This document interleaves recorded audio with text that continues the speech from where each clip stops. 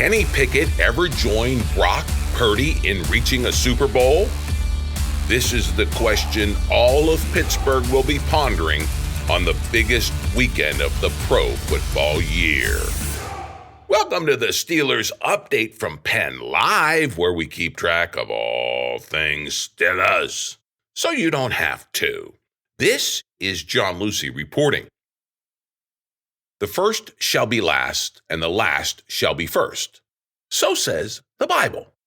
So how come so many fans across Steelers Nation are cursing this same outcome when it comes to the quarterbacks taken in the 2022 draft? You'll recall the Steelers kept it all in the Pittsburgh family by using the number 20 pick on Pitt product Kenny Pickett. And this delighted most of the 412 area code.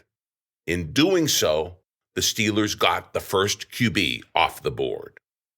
Some 3 days later, and almost as an afterthought, the San Francisco 49ers made Iowa State's Brock Purdy Mr. Irrelevant by spending the draft's 262nd and final selection on this shot-in-the-dark passer. Flash forward 2 years, and it is Purdy who has proven the far better draft pick. He has catapulted to the Super Bowl in his sophomore season. Meanwhile, Pickett didn't make that much expected second-year leap as your Steelers starter. Instead, the once-hyped Pittsburgh QB went out with an injury in early December, and he was never seen again behind center. Pickett was unceremoniously benched for former third-stringer Mason Rudolph. It was a rude ending for Pickett. And some across Steelers Nation were ready to write him off as a failure. They are pressing Pittsburgh to either trade for the likes of Justin Fields, sign free agents such as Kirk Cousins or Russell Wilson, or go back into the 2024 draft and fish again for a franchise quarterback. Now, the Steelers are expected to bring in at least one new name at the quarterback position, but it's now clear that they are not giving up on Kenny Pickett, not by a long shot. Instead, all the moves being made in the offensive coaching staff seem designed to put Pickett and his disintegrating passing game back together so that he can be the Steelers' starter. This is the prudent, i.e. most cost-effective move, and Pittsburgh is nothing if not prudent, i.e. cheap. Pickett is entering the third year of his rookie deal. The Steelers enjoy 3 more years of control over him, throwing everything but the kitchen sink at the tall task of getting Pickett to produce like the top QB taken in a draft makes sense, but only if it actually works. The high-risk, high-reward reclamation project falls to the new offensive coordinator, Arthur Smith. Right now, Smith, who is the son of a billionaire, is sending all the right blue-collar signals to the no-nonsense Steelers fan base. He wants a tough, power running game. He's looking to bring back the fullback to the fore in this redesigned attack. The run and pass game will feed off one another.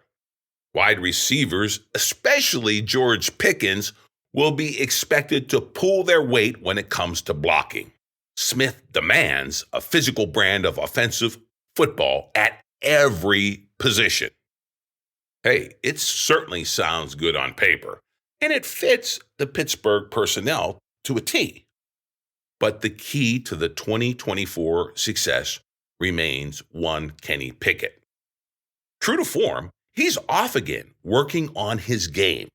He does have that Pittsburgh work ethic, to be sure, but he needs the right offensive system. He needs improved presence. He needs to make quicker reads, and he needs to have much better passing accuracy. All of this to thrive the way Brock Purdy has out in San Francisco. But all of these issues remain to be seen. Surely Steelers fans will watch the Super Bowl with a certain amount of quarterback envy. Mike Tomlin's team, who've managed to maintain the coach's non-losing streak for 17 seasons and counting now, have never drafted high enough to snag a bona fide superstar stud like Patrick Mahomes with the Kansas City Chiefs. But Brock Purdy? There's no good way for the black and gold faithful to console themselves about his unexpected rise from last to possibly first atop the NFL arms race. This draft day afterthought stands one game away from completing this astonishing, even biblical journey. Now, Pickett faces something of a religious journey of his own. The offense will be the equivalent of 40 days in the desert. Amid the solitude and self-reflection of a vision quest, he needs to get his head on straight and find the spirit of a starting NFL quarterback within him. The Steelers have brought in Smith as his shepherd. He'll retool the offense around the strength of Pickett and his teammates. The team's brain trust will tap the upcoming draft to bolster the physical style the Steelers want to project on offense. They'll likely bring in a highly touted center and a top tackle in those early rounds.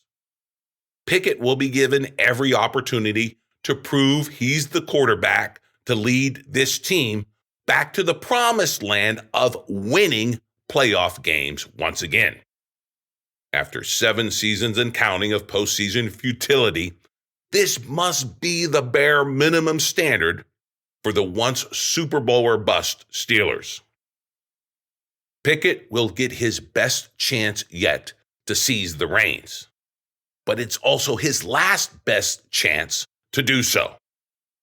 In a world where quarterback can rocket from Mr. Irrelevant to the Super Bowl in his second year, patience with passers who don't perform wears thin.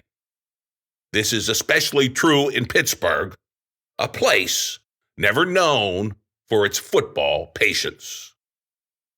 We have much more on all the pressure on Pickett and the philosophy of the Steelers' new offensive coordinator. It's in a jam-packed Super Bowl-sized edition of your Steelers Update podcast. Hey, and be sure to check out my full print column first thing Thursdays on PennLive. As always, it will be packed with plenty of memes, bringing the latest, greatest Steelers debates to life and to laughs. But right now, let's get right to it. So what do we make of the Arthur Smith hiring? In Pittsburgh, among the radio hosts and the fanboys, many were pining for a boy genius offensive guru in the nerdy mold of Miami's Mike McDaniel. Guys like Zach Robinson, Thomas Brown, and Gerald Johnson were bandied about. Now, Smith is more smash mouth than boy guru. But there's a lot to like there. For the details of what Smith brings to the Steelers, here's Mark Caboli writing for The Athletic. He says, quote, "No, Smith is not a sexy hire from the Sean McVay coaching tree or some young coach who looks at offense in a new and fresh way. He's a run-heavy coach who had tremendous success as a coordinator, including rebuilding Ryan Tannehill into a 30-touchdown quarterback. And he brings much-needed head coaching experience to the Steelers staff. Smith is a play-action, under-center, heavy formation, pre-snap motion coordinator," unquote. Now, that's a fantastic description given by Mark Caboli. He then goes on to tell us the exact task being handed to the new Steelers coordinator. He writes, quote, "Smith will be charged with running a talented yet underachieving offense that the team's decision makers believe isn't too far off from being championship caliber," unquote. Now, that is a tall order, especially considering how shaky Kenny Pickett has shown to be at quarterback in his first 2 seasons. So, how will Smith pull it off? Well, first up is the Pickett Rehabilitation Project. This will be part and parcel of Smith's plan and also will largely determine his success leading the Steelers' offense. Now, the heaviest load within the offensive game plan to be masterminded by Smith rests with a real Steelers area of strength. I'm talking about the running backs, Najee Harris and Jaylen Warren. Mark Caboli tells us that none other than team president Art Rooney II cited the Steelers' running back tandem by name and then said this, quote, "They, along with an improving offensive line, can be the foundation of success going forward," unquote. In other words, power running game, run the ball, wind the clock, play defense. That is what these Steelers are built to do. And Arthur Smith is charged with executing that plan laid out by Rooney himself. Under Smith, the run and the pass shall become synonymous. These running backs are going to touch the ball in both of these phases of the offense. They are going to thrive by all accounts. But what about Kenny and his last best shot at becoming the Steelers' starter? Can he do it? Well, the jury is going to remain out on this until we are well into the 2024 regular season. Much will depend not on Smith, but Pickett himself. Caboli tells us that Pickett will get his chance, but the pressure is surely on, and his leash as a starter will be short should he not produce.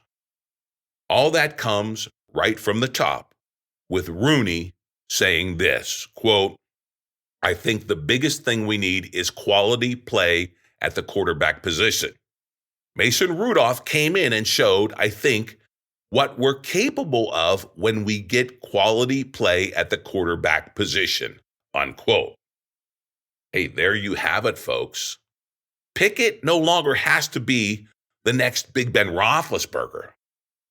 All he has to do is just make us forget Mason Rudolph, who as a free agent may not be back in the black and gold. And if Mason does go, the Steelers will either draft, trade, or sign some other named passers, but only as a plan B to Kenny Pickett. How invested is the team on giving Pickett his last best opportunity to seize the starting job? Well, one only need listen to the new offensive coordinator himself. As Tim Benz with Trib Live tells us, Arthur Smith's first interview as the Steelers guy tipped his hand. It's Pickett who will be given the keys to drive the Steelers' car. Ben's right, quote, "Here are two words that didn't come up in the interview with Smith, quote, Mason and quote, Rudolph. Nope. The quarterback who pulled the Steelers back from the brink of playoff elimination after an early December collapse wasn't mentioned in 7 minutes and 38 seconds of the interview.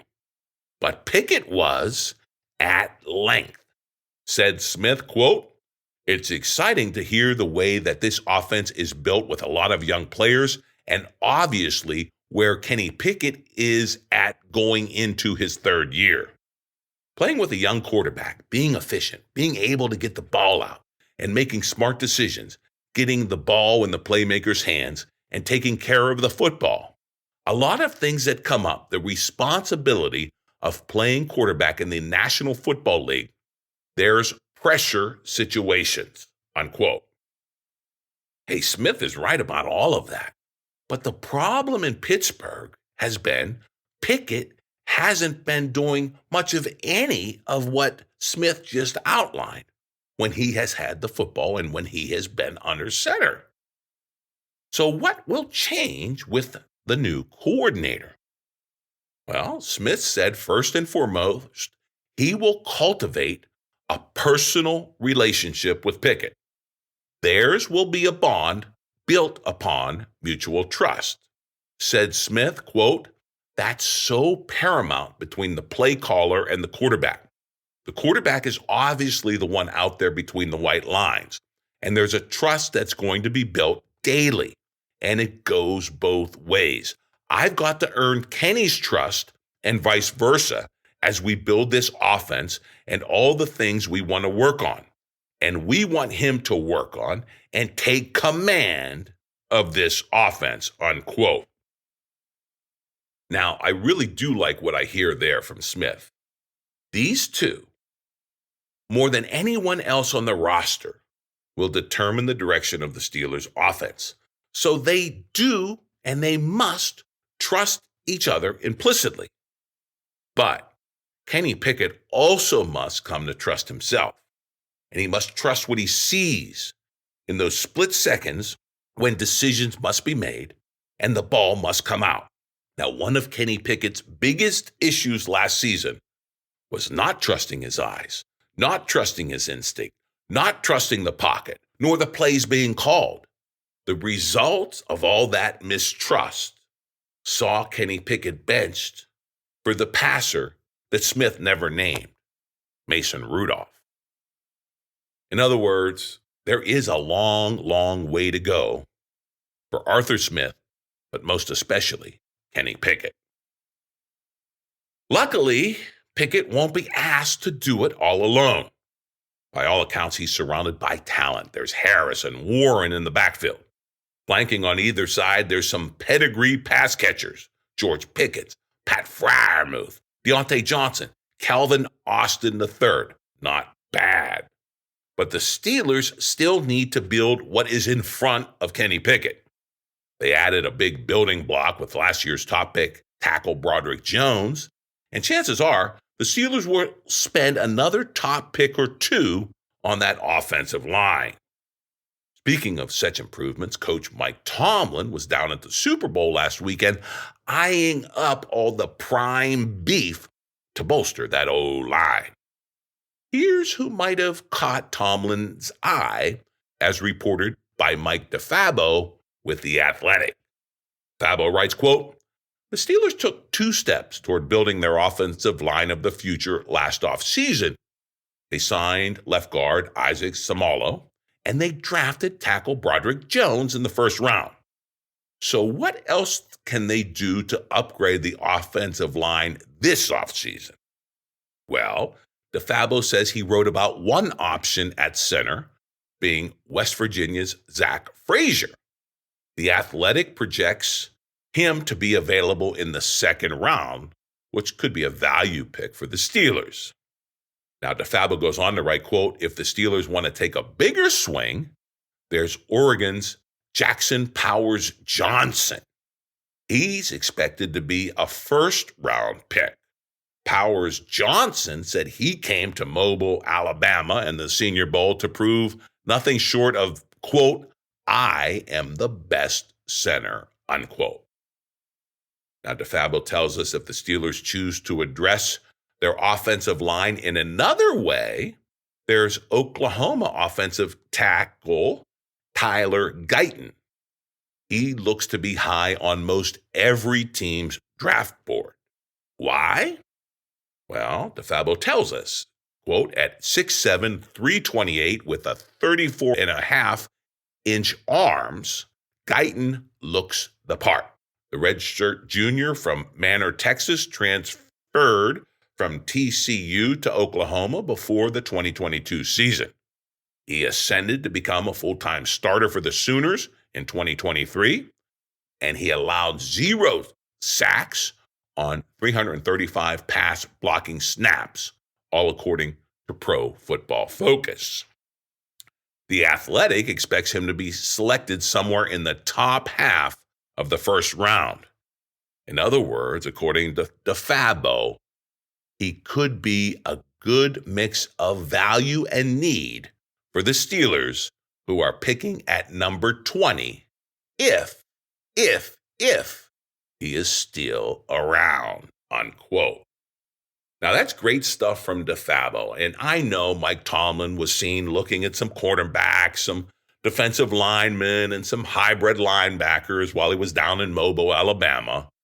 But if the Steelers are serious and they really want to give Kenny Pickett his last best shot to become their starter, it all starts with that offensive line. So stay tuned. And there you have it, folks. The Super Bowl awaits. Brock Purdy and his last to first ascension is at hand. If he completes that journey, it will be among the all-time sports stories ever. For Steelers fans, there will be a special kind of bitterness and disappointment. We got the first quarterback in that draft, but so far, Kenny Pickett has gone backwards, not forwards. Let's hope his third season and a new offensive coordinator will be the charm. But whatever is to be, we will cover it all right here. The long off season is at hand, but we are not going anywhere. We are back with you every Wednesday afternoon, wherever you get your favorite audio. So sign up and make it automatic.